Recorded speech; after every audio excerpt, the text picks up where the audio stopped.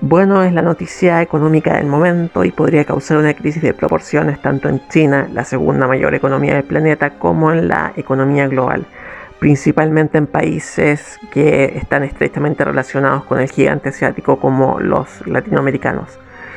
La posible nueva pandemia relacionada con China se llama Evergrande, la inmobiliaria más endeudada del mundo, que no es más que el resultado de un sistema que durante años ha sido poco transparente, dependiente de amiguismos más que de méritos, y que intenta jugar con las fuerzas del mercado sin ser una economía de mercado.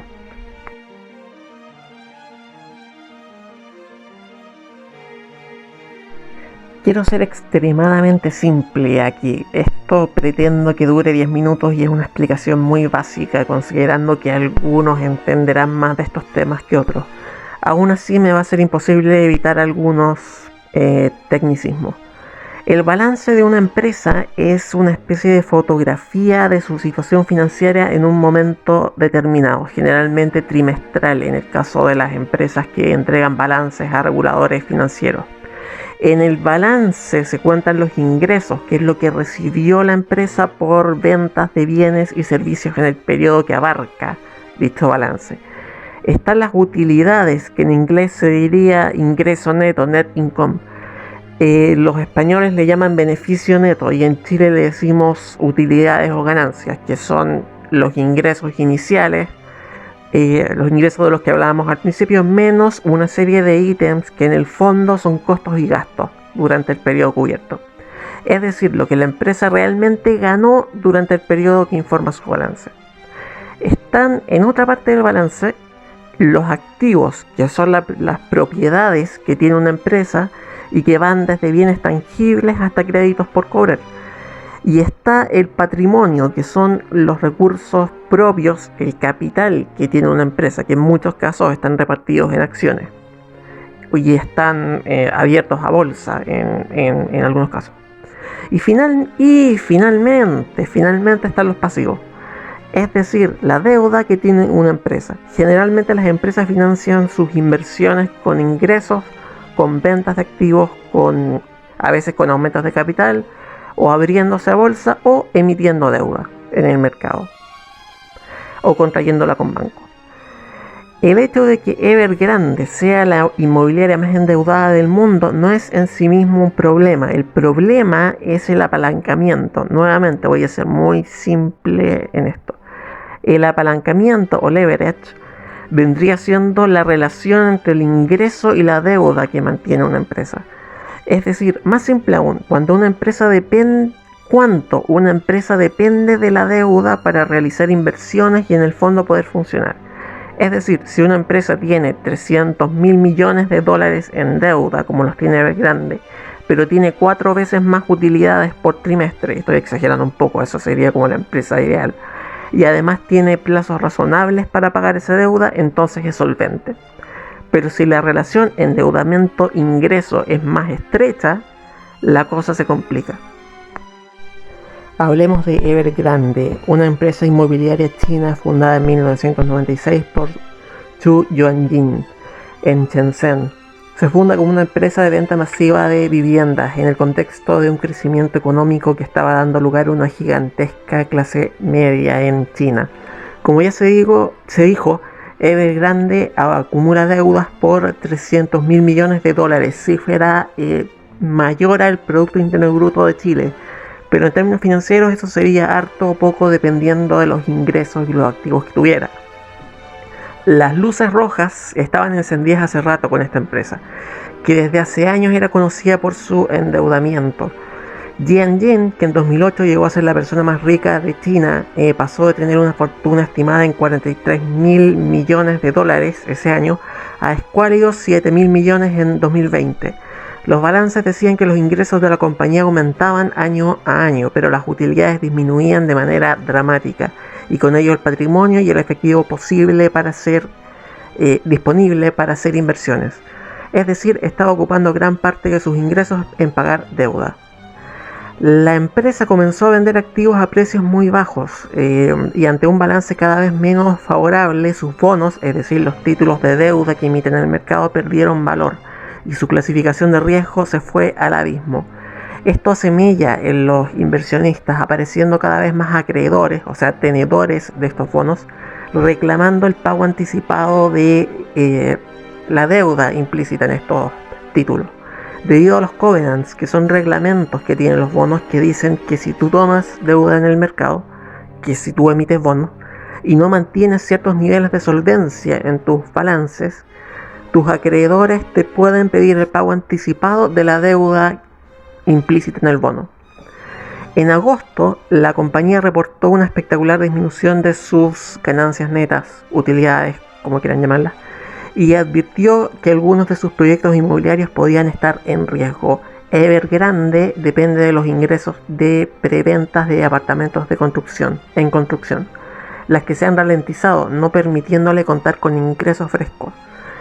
Al no tener esos ingresos, no puede pagar a sus proveedores de materiales y servicios, lo que a su vez provoca que no pueda construir los apartamentos preplanificados y por ende aumenta la cantidad de ingresos que deja de recibir. Se genera un círculo vicioso. El punto de no retorno se dio esta semana cuando la empresa sencillamente no pudo pagar en el plazo convenido los intereses de 2 bonos en dólares.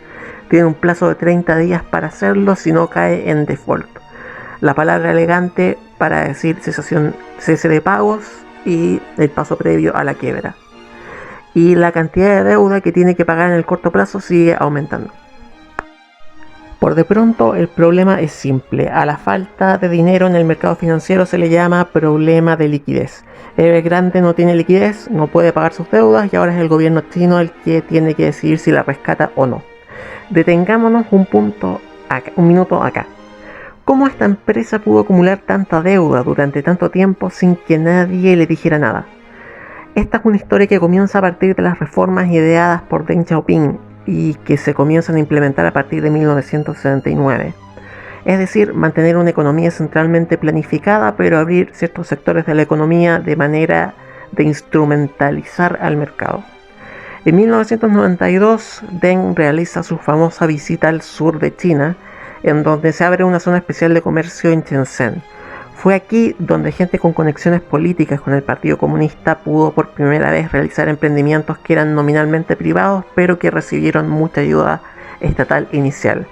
Más directamente, fue en este contexto en el que Zhu Yuanjing formó Evergrande y se transforma en el hombre más millonario de China, en el hombre más rico de China, ya que durante mucho tiempo estos multimillonarios han podido saltarse todas las regulaciones en caso de contar con buenas conexiones con el Partido Comunista.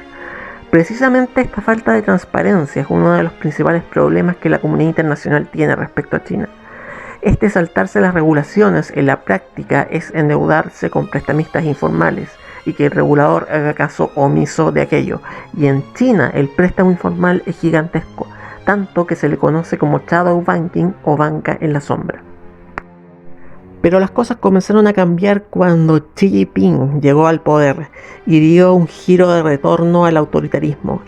Y al autoritarismo le molestan los super ricos, no por un tema de desigualdad económica o de dogma comunista. A Xi Jinping le molestan los millonarios que se formaron en el periodo de apertura porque se le escapan del control absoluto que aspira a ejercer sobre la sociedad china, al igual que las criptomonedas. Y es por eso que en una medida que puede ser buena o mala, depende de cómo quieran mirarla, inició lo que llamó una lucha contra la corrupción. Básicamente comenzó a hacer que la regulación financiera, que igual que la de todo el mundo limita el endeudamiento excesivo, se cumpliera, al menos con los super ricos como Zhu Yuanjing, que hasta ese momento era intocable. No más préstamos a escondidas, no más ayudas estatales escondidas, cambian los covenants en cuanto a condiciones de solvencia más exigentes para poder seguir tomando deuda, o sea, seguir emitiendo bonos. En fin, mayor transparencia. Todo el escenario diseñado para hundir a Evergrande, la segunda inmobiliaria más grande de China y una empresa gigantesca que se había expandido a muchos otros rubros con el paso de los años, fundando filiales que básicamente han desaparecido en las últimas semanas. Pero incluso para China no es tan fácil meterse con los multimillonarios. China enfrentará una crisis interna grave si deja caer a Evergrande. Los bancos y los inversionistas que les prestaron dinero van a registrar pérdidas y acabarán restringiendo el dinero a las pequeñas empresas y a los particulares. Al haber menor crédito, habrá menor actividad económica. Al haber menor actividad económica, habrá menor crecimiento, lo que es grave para una economía que tiene que alimentar a 1.000 millones de personas. Y no es menor para América Latina, que depende directamente del crecimiento de China por el comercio de materias primas. Las consecuencias financieras serían de gran alcance. Según informes, Evergrande debe dinero a unos 171 bancos nacionales y otras 121 empresas financieras, probablemente informales. Ahora, es cierto, el tema de que China es un gobierno que ejerce un gobierno de control sobre la economía y puede obligar a los bancos a prestar dinero. Es cierto. Ese tema también es cierto, y eso limita un poco las posibilidades de que se genere un Lehman Brothers 2, por así decirlo. Y eso ayudaría a la tesis de que el gobierno chino ha dado hasta ahora, de que este problema se va a solucionar mediante un default ordenado. Eso puede hacerlo China. Pero acá hay otro problema, que es el social.